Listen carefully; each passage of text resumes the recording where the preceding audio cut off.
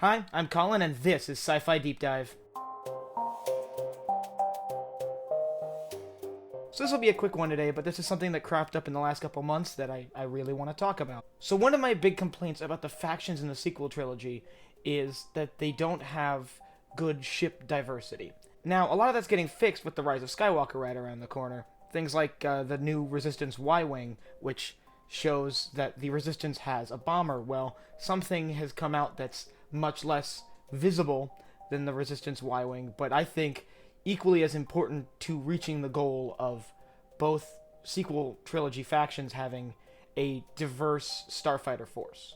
That's right, I've been saying it for a long time, and it's finally happened. The First Order has a bomber. Now, we saw a couple shots of this in the trailer for the current season of Star Wars Resistance. It's also appeared in the first Allegiance comic. It appears to be very similar to an Imperial TIE bomber with the wings inverted in the First Order paint scheme. Personally, I think this design looks really, really cool, especially with the TIE Interceptor thing it's got going on with the wings where they've got notches cut out of them. I just think that looks incredible. Hopefully we'll start to see the First Order bomber put into more things. I'd hope, if there's a Battlefront 3, that we get to see a bomber for the First Order that is the First Order bomber, because the Resistance and First Order in Battlefront 2 both don't have a bomber. As for weapons, we don't know a lot about it. It's got standard laser cannons and some gravity-based munitions, so dumb bombs. We know far less about it than we know about its Imperial precursors. I think it fits very well with the First Order aesthetic.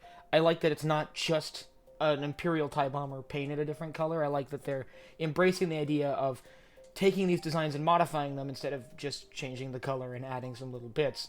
I personally was not a fan of the First Order TIE fighters that were just Imperial TIEs in a different color. This is a welcome departure from that, seeing something that looks distinctly different in shape and color from the Imperial TIE bomber while still looking like a natural progression from the Imperial TIE bomber. So hopefully we get to see more of this. I wouldn't hold my breath for seeing this in Rise of Skywalker, but it would be a nice surprise. Ultimately, I like the design. Like I said, it's a nice departure from what came before, and I think it complements very well with the other First Order ships. Once again, I'm sorry for this being a shorter video. I'll get a longer one out later this week, even though last time I promised that it came out to be shorter.